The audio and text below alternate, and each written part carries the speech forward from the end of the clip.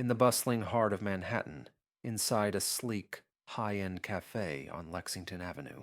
A small, human moment pierced through the glass and steel indifference of elite life. A black waitress, balancing trays and time constraints, broke every rule she knew to share a dance. Quiet, spontaneous, and unseen, with a little blind girl. That act, unnoticed by most, became the tremor that shifted the tectonic plates of two very different lives. Because sometimes, resistance isn't loud. It sways gently, hand in hand with a child who can't see, but still senses everything. And that's how it begins.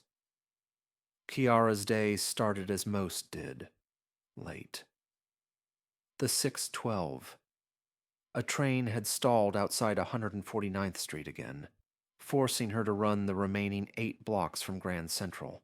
The elevator in her building was out of order, again, and she spilled coffee on her only clean shirt while chasing the bus. By the time she stepped into Larkin Row, New York's most discreetly overpriced cafe, she was out of breath, out of patience, but never out of grace. At 33, Kiara had learned that survival in the city meant showing up clean, quiet, and invisible. She did all three. The customers didn't notice her. They never did. Lawyers in gray suits, tech bros in Allbirds, gallery assistants glued to iPads. They looked at the menu, not the woman holding it. "She's just the waitress," someone had whispered yesterday within earshot. Not at her. About her. Kiara had stopped flinching at things like that long ago. Invisibility, she had decided, could be armor. In the back room, Kiara stashed her purse and pulled a small, battered book from her bag. Bell hooks, all about love.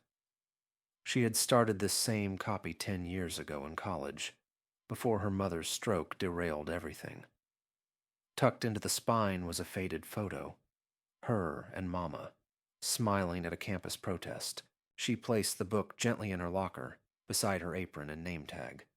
It was still hers, even if her sociology degree was not. Mid-morning brought the usual onslaught. Quad-shot oat milk lattes, passive-aggressive brunches, murmured complaints about foam art. That's when she saw her. A little girl, no older than 5, stood awkwardly near the counter, big sunglasses, white cane dangling from one hand, fingers twitching in the air like antennae. Lost. Alone. Kiara glanced around, no parent in sight, no one else noticed. Her body moved before her brain did. She crouched beside the child and whispered, "Hey, sweet pea. You okay?"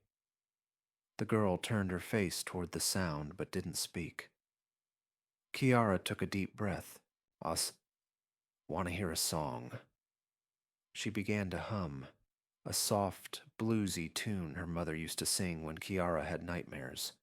She didn't expect a response. But then the little girl's mouth curled into a smile. Her fingers started tapping rhythm into the air. She was dancing. So Kiara danced with her. Just a slow sway of shoulders, hands barely moving. Quiet joy in a corner of a corporate world. A throat cleared behind her. The mother had arrived. Sharp pantsuit, high heels, hair like a Vogue editorial. She looked expensive, efficient, and furious. "What exactly is going on here?" she snapped, grabbing the girl's hand. Kiara stood, heart racing. She was lost. "You're not paid to entertain children," hissed the cafe manager, who had materialized at the worst possible time. "You know who that was," he growled after the mother stormed off. "That's Ellen Carter. Carter Industries. She's worth half of Midtown." Kiara didn't respond. She had nothing to say that wouldn't get her fired. Instead, she got a formal warning. No personal interaction with clients. No talking to children. If you want to perform, the manager said coldly, do it on your own time. She nodded, throat tight, hands shaking. Her rent was due in 3 days. That night, alone in her apartment, Kiara reread her favorite passage from Bell Hooks. True love is the will to extend oneself for the purpose of nurturing one's own or another's spiritual growth. She closed the book and let herself cry, not from sadness, from something else. That moment with the little girl had woken a part of her that she thought she had buried beneath shifts and subway delays. The next day, Ellen Carter returned. She stood by the counter, cool and unreadable, clutching a takeaway espresso. Kiara froze. You're the one who danced with my daughter, Ellen said flatly. Kiara braced for another complaint, but instead, Ellen continued. She hasn't smiled like that in months. Then softer.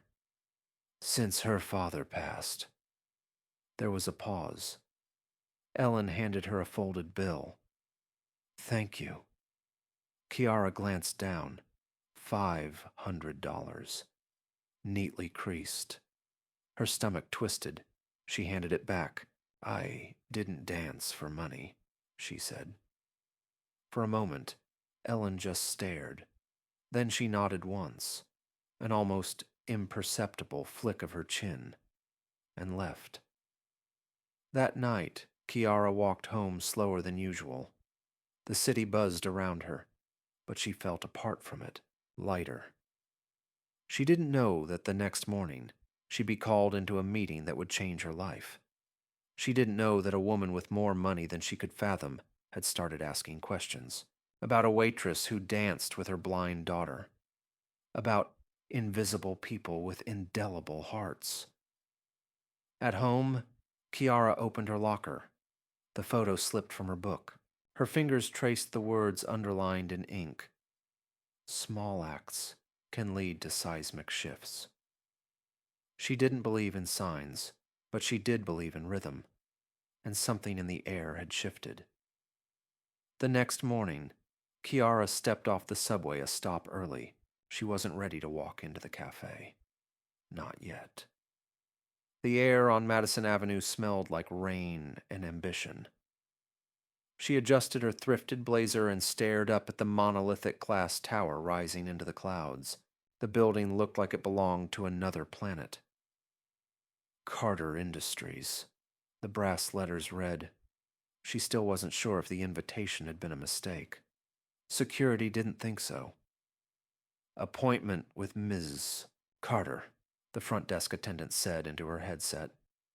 Yes, she's expected.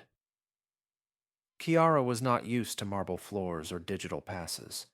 The elevator alone was intimidating, sleek, silent, and fast enough to make her knees go soft. By the time she reached the 41st floor, her heart had moved somewhere between her ears. Ms. Carter will see you now, said the assistant, who barely looked older than 22, but wore heels like she was born in them.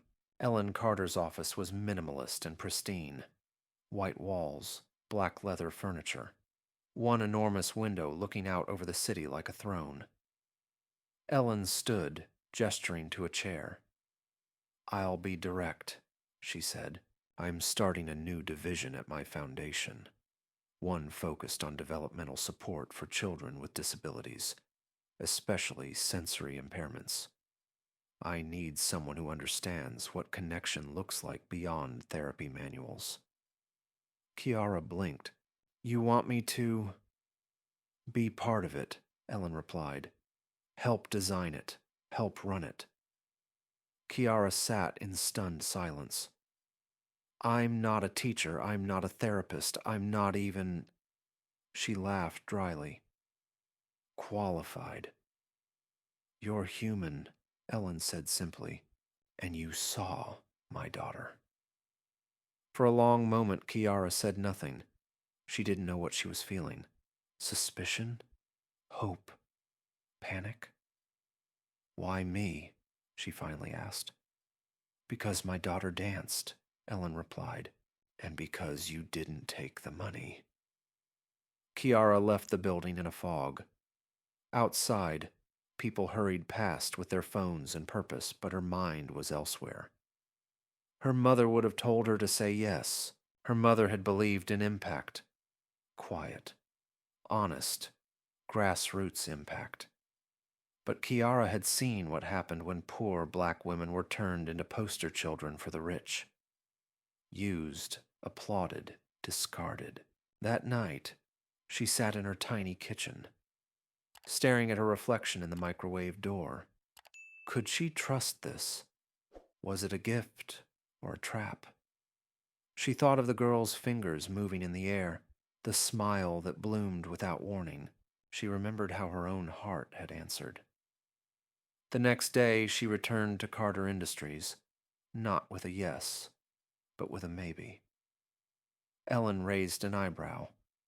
I won't be a token, Kiara said. Good, Ellen replied. I won't pretend to be a savior. A few days later, Ellen invited her to a private roundtable for early stage planning. A sleek boardroom, all gray suits and jargon. No one looked like Kiara. Most didn't look at her at all. They spoke in clinical terms. Underserved populations. At-risk communities. Behavioral engagement. And then someone said it. Well, they just don't have exposure. That's why they act out. Kiara sat up. They. The room fell still. I grew up in the Bronx, she said, her voice steady. I read bell hooks on the D train.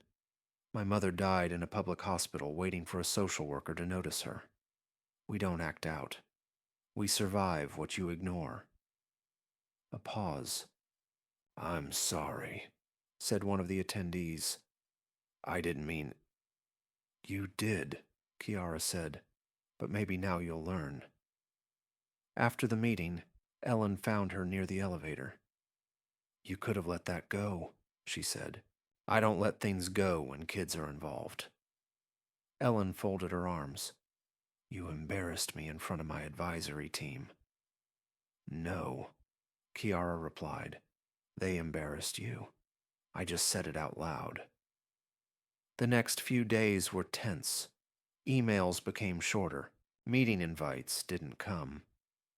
Kiara thought maybe that was it. She'd spoken too plainly, refused to play the game. Maybe she was about to be cut loose. But then something unexpected happened. Ellen sent her a voice memo late at night. You were right, she said quietly. She hasn't smiled like that in months, and I don't know how to reach her. But you do. In the weeks that followed, something began to shift. Kiara was asked to spend time with Ellen's daughter, not as a nanny or caregiver, but as a companion. She recorded audiobooks for her, soft, lyrical renditions of stories she remembered from her own childhood. The little girl would listen with her fingers pressed lightly against the speaker, as if absorbing the voice through skin. Ellen walked in once and found them humming together. Two heads bowed, one child and one woman, who had once forgotten what softness sounded like. Still, Kiara had not signed any contract. When Ellen finally asked, Kiara said, I'll work with you, but we're building something bigger.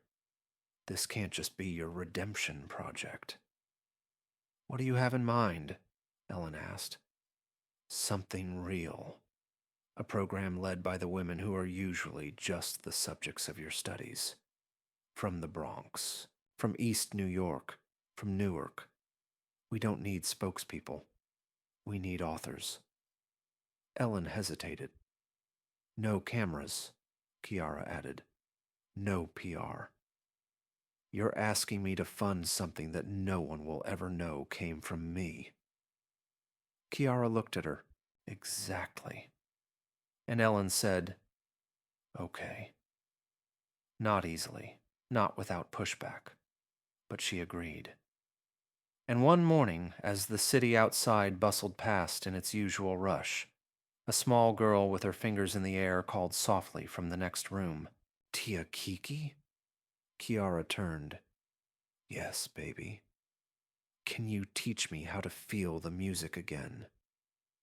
In that moment, Kiara knew this was already working. Not because of foundations or funding or metrics, but because a child remembered the music in her fingers, and because a woman who had once been invisible was now setting the rhythm. 6 months later, the rhythm was no longer a whisper. It was a steady, deliberate beat, echoing through places it had never reached before. The program had a name now: Second Route. It wasn't flashy. It wasn't announced with confetti or press releases. But in rec centers, church basements, and library meeting rooms across New York's forgotten zip codes, something was growing. Kiara sat at the back of a sunlit hall in East Harlem, watching as a woman in her 40s with salt-streaked braids addressed a room of teen girls. They'll tell you the world doesn't want your voice, she said. But the truth is, they're just afraid of what happens when you start using it. Kiara didn't say much anymore in these sessions. She didn't have to. She'd gone from waitress to founder, from cautionary tale to quiet blueprint, and the blueprint was working. Not because she was the face of it, but because she'd refused to be. The shift wasn't just in the neighborhoods. It was at the top. In the polished boardrooms of Carter Industries, Ellen Carter's tone had changed too. She spoke differently now, less like a keynote, more like a student. Once, during a quarterly meeting, she paused mid-slide and said, I thought I knew what leadership was, but it turns out I just knew how to win. After the meeting, she found Kiara in the hallway and said, I grew up poor, but somewhere along the way, I started measuring worth by things that can be auctioned. You reminded me what I actually lost.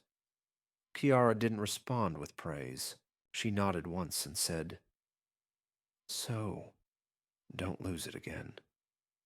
Back in the cafe where it had all started, a new waitress leaned into a coworker and whispered, See that woman over there? Talking to the city council rep. She used to work here. The coworker blinked. No way. The first woman nodded. Yep. Table 6. Every Saturday. The world didn't always change with a bang. Sometimes it shifted on the weight of whispers.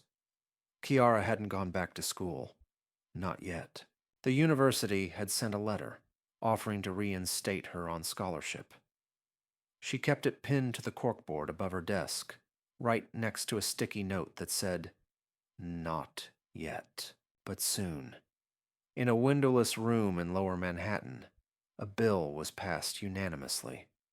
It proposed mandatory community worker representation on municipal advisory boards. The press covered the politicians, but the real architect sat quietly in the audience. No microphone, no headline. Just Kiara, in a worn blazer and clean sneakers. Ellen spoke at the podium. She didn't ask for this. She acted. And because she acted, my daughter dances again. That's all the credential I need. That night, Kiara sat at her kitchen table with her mother's photograph propped up beside a notebook labeled Fall Lectures. She scribbled in the margins, reread old notes, and allowed herself, for the first time in years, to plan a future that wasn't just survival. Her mother had died nearly a year ago. Some nights, Kiara still reached for the phone before remembering there'd be no answer. But tonight, her grief didn't ache. It pulsed like a gentle echo. A reminder, not a wound. There was a knock at the door. Ellen stood there with her daughter. No bodyguards, no driver. Just two people visiting. The little girl rushed in and spun clumsily on the floor, arms wide. I'm dancing, Tia Kiki, she yelled. Kiara smiled. I see you, baby. They stayed for dinner. Nothing fancy. Rice, greens, fried fish. The kind of meal Kiara's mother used to make when the light bill was paid on time. Ellen helped with the dishes. I want her to grow up around women like you, she said, not looking up. Kiara dried her hands and said, Then don't just visit. Stay invested. As the night faded, they danced again. All three of them. No music, just footsteps and laughter and the soft rhythm of possibility. Later, when Kiara was alone, she opened a small box under her bed. Inside was her old name badge from the cafe. Kira. Server. She held it in her palm for a long time. Then she placed it in a cardboard box labeled Past, Not Forgotten. Above her desk, she pinned one more line, in her own handwriting. Invisible doesn't mean non-existent. We were always here, just waiting for the world to listen.